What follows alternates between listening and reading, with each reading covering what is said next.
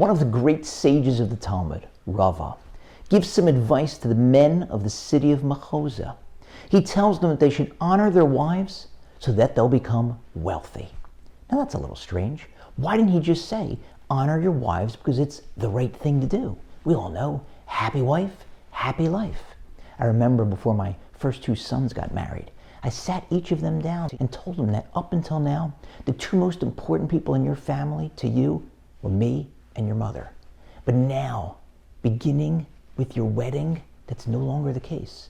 And I hope it'll never come to this, but if you need to, you can remind me that I told you this. If there's ever a conflict, God forbid, between me and your mother, or either one of us and your new wife, she wins. Your new wife has to win because you have to honor her.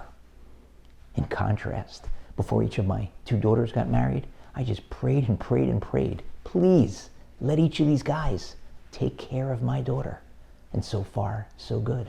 Shout out to my sons-in-law, perhaps. Rava felt if he merely said it's the right thing to do, he wouldn't get as much buy-in. Instead, by telling them they'll become wealthy, that'll get their attention. A guy hears he can make a few more bucks by honoring his wife. Hey, where do I sign up for that? But the bigger question is, what in the world is the connection between honoring your wife and becoming wealthy? I heard a beautiful explanation as follows. Now that we've finished the holidays, we begin again to read the Torah, all the way back from the beginning. So we're in this week's Torah portion, in Genesis, in Bereishit, in the Garden of Eden, in Gan Eden. And we know what happens early on.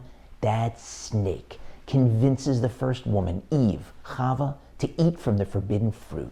And then she shares some with her husband, Adam.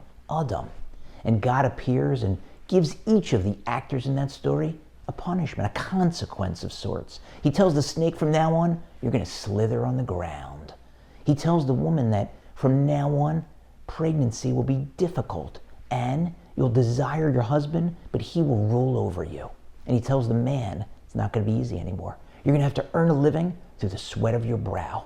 And that's not a consequence just for that snake and that woman and that man. It's a consequence for all snakes and all women and all men in the future. So here's the connection. God is saying, I saw what you did. You honored your wife.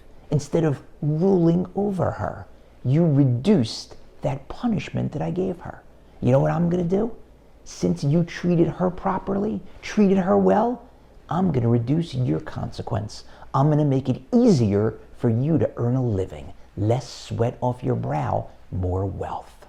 So this is just yet another example of how microscopically exacting God is in paying us reward for how we act.